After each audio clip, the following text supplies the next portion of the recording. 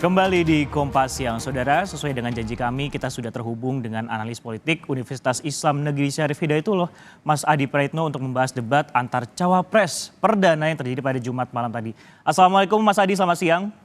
Dalam Mas, Baik, Mas Adi, review Anda debat semalam, siapa kemudian yang paling menguasai panggung dan substansi dari pertanyaan panelis?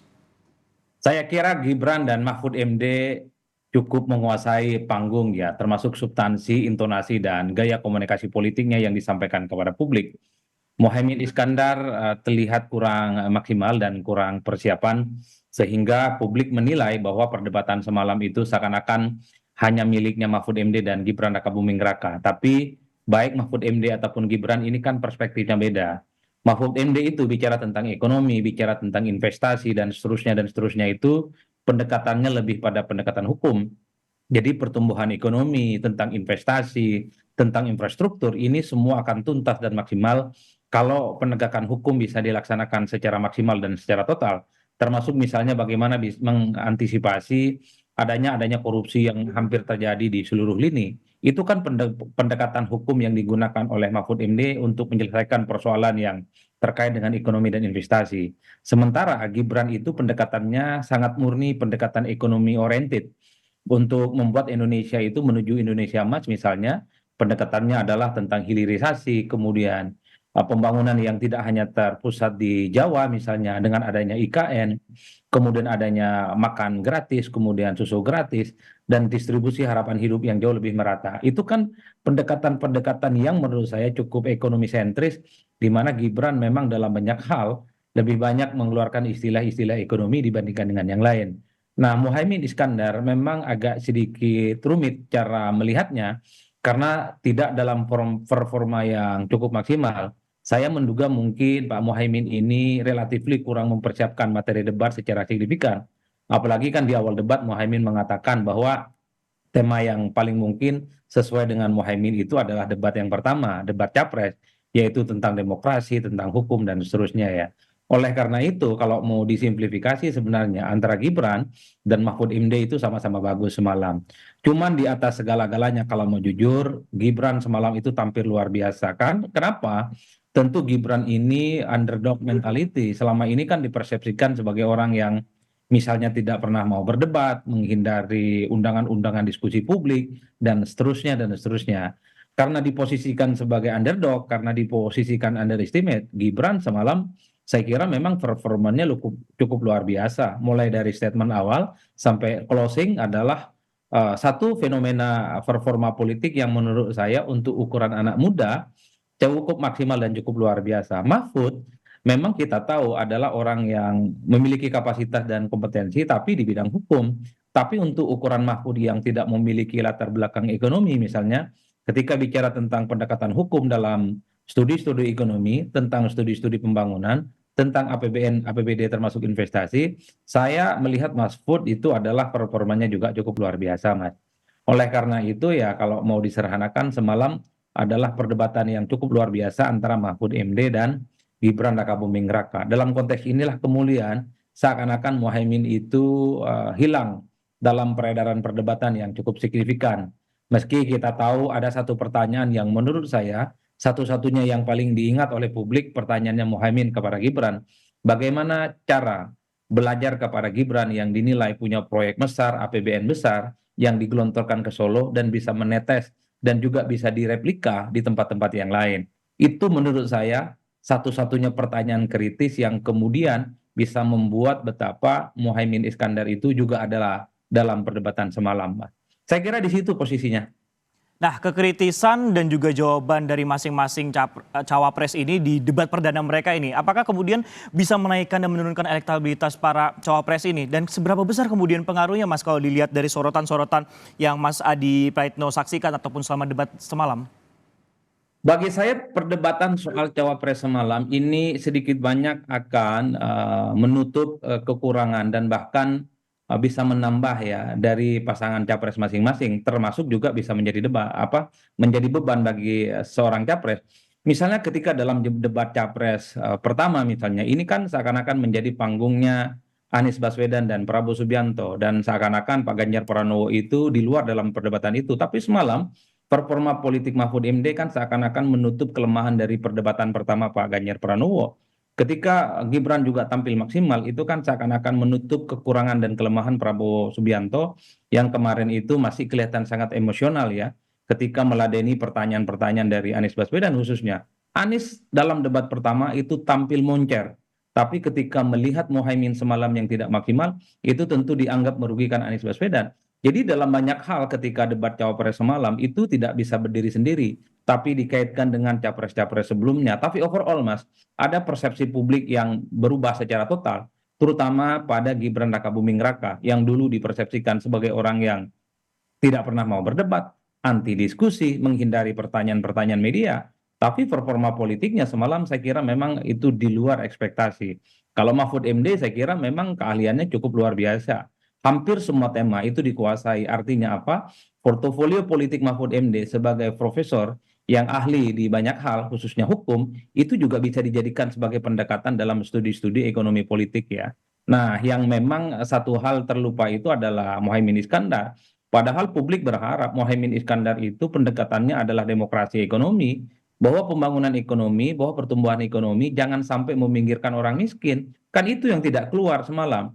Padahal Mohaimin itu jauh-jauh hari sudah mengkritik infrastruktur yang dinilai tidak ramah terhadap kelompok kecil. Di Bekasi misalnya mallnya itu besar, hebat, tapi kantongnya tipis-tipis. Kan sebenarnya itu yang tidak muncul semalam. Publik berharap Mohaimin sebagai kubu perubahan akan tampil maksimal, memberikan satu positioning cukup kritis bahwa pembangunan ekonomi, tentang investasi, tentang APBN di Indonesia itu dikelola dengan tidak maksimal, maka Mohaimin memberikan solusi. Tapi itu tidak tampil, Mas.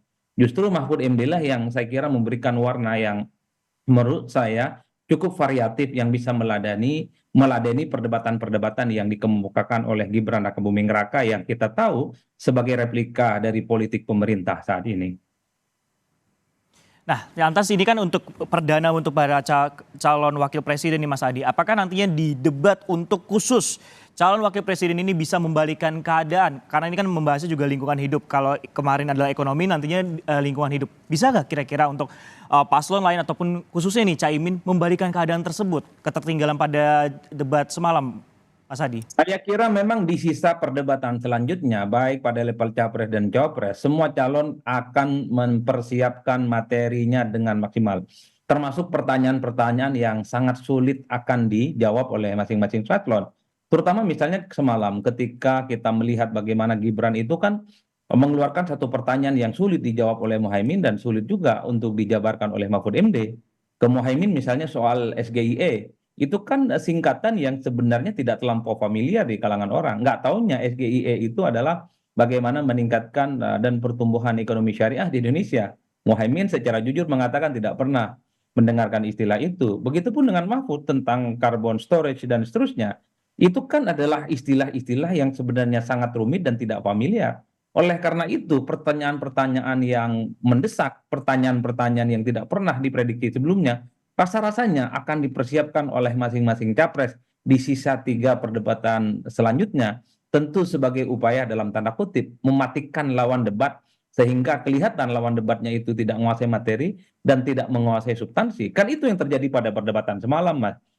Publik misalnya melihat Gibran itu lebih banyak defense karena khawatir misalnya akan dikeroyok oleh Mahfud ataupun oleh Mohaimin Iskandar, tapi justru sebaliknya. Gibranlah semalam yang tampil agresif, tampil kritis, mengkritik Mohaimin, termasuk juga mengkritik Mahfud MD dalam berbagai isu yang menurut saya cukup signifikan. Oleh karena itu, model debat semacam ini rasa-rasanya juga akan dipelajari oleh para kontestan, baik capres dan cawapres, di sisa perdebatan yang menurut saya itu tinggal 3 kali perdebatan. Pertanyaan-pertanyaan ketujuh direct dan sulit dipahami oleh para lawannya. Berarti akan lebih semakin matang baik itu untuk capres ataupun juga calon wakil presiden. Nah, untuk persiapannya sendiri ini kan menuju ke jelang debat ketiga juga nih Mas Adi pada 3 Januari mendatang. Persiapannya akan jauh lebih matang kalau kita lihat kemarin untuk calon presidennya sendiri. Perdebatan ini hanya terdapat 2 paslon seperti beda antara pertahanan dan keamanan. Ini akan semakin seru atau seperti apa? Mengingat juga salah satu paslon juga Menteri Pertahanan, Mas Adi.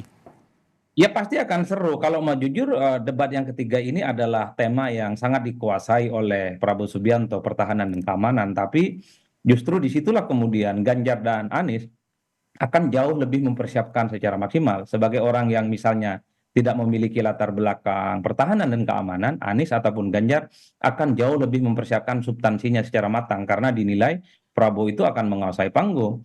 Jadi bagi saya dalam perdebatan itu memang tak boleh disepelekan. Dalam perdebatan itu harus ada persiapan secara maksimal sehingga performa politiknya baik dari gaya komunikasi, baik dari segi intonasi, baik dari segi diksi, termasuk misalnya dari substansi itu harus dipertimbangkan secara matang karena debat itu dibatasi oleh waktu, dibatasi oleh moderator dan tidak boleh bermanuver secara signifikan.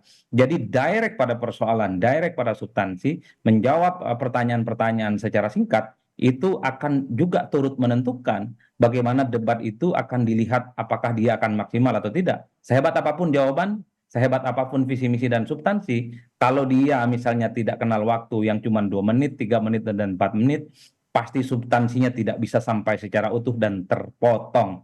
Dan itu yang kita saksikan semalam. Misalnya beberapa kali Muhaimin itu belum selesai tapi waktunya sudah habis. Bahkan ketika ditanya tentang SGIE, tidak paham, kan sayang waktunya 2 menit mestinya untuk menjawab harus dikorbankan karena mekanisme debat yang cukup ketat dan cukup tricky.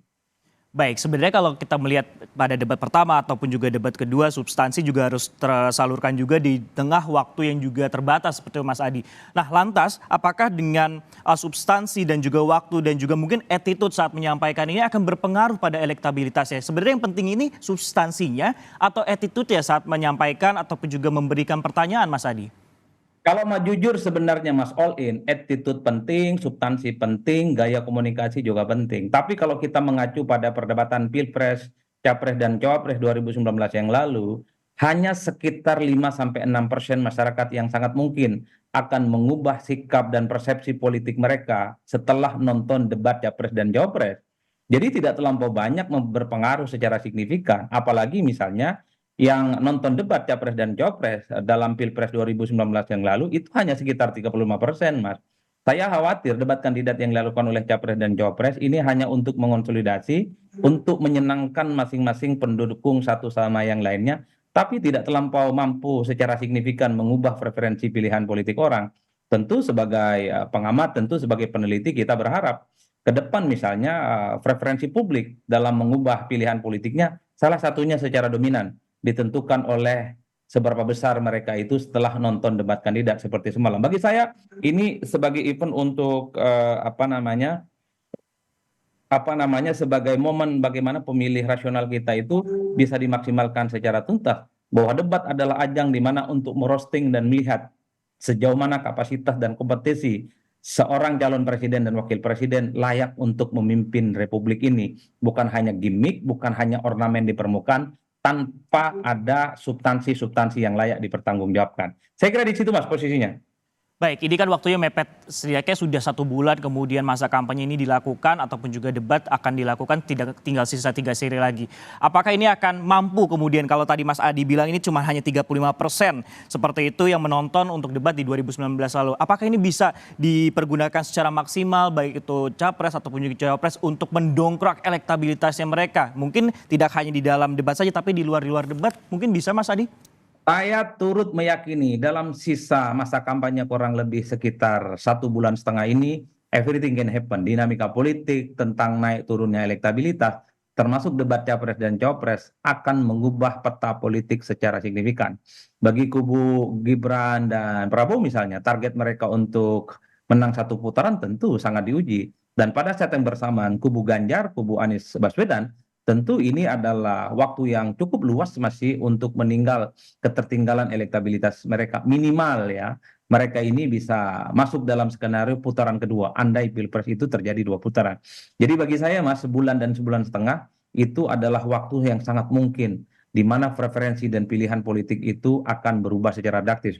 Kunjungan langsung bertemu dengan masyarakat itu adalah preferensi yang utama. Tapi ingat, debat kandidat saya juga meyakini akan menjadi pilihan-pilihan politik orang secara signifikan bahwa mereka akan menentukan dan termasuk juga akan mengubah perilaku dan persepsi mereka terkait dengan kandidat capres di 2024. Apalagi kalau sekarang kalau kita lihat ini banyak masyarakat yang juga cukup bisa dikatakan fear of missing out atau FOMO seperti itu. Jadi ketika dalam suatu diskusi atau perbincangan ketika tidak menyaksikan debat ini secara langsung ketinggalan seperti itu. Nah, tapi yang juga cukup menarik yang bisa kita soroti adalah dari pihak penyelenggaranya Mas Adi. Apakah performanya dari Komisi Pemilihan Umum Republik Indonesia ini sudah maksimal untuk memberikan ataupun juga mewadahi kepada masyarakat visi misi ataupun juga adu gagasan baik itu capres ataupun juga cawapres selama ini?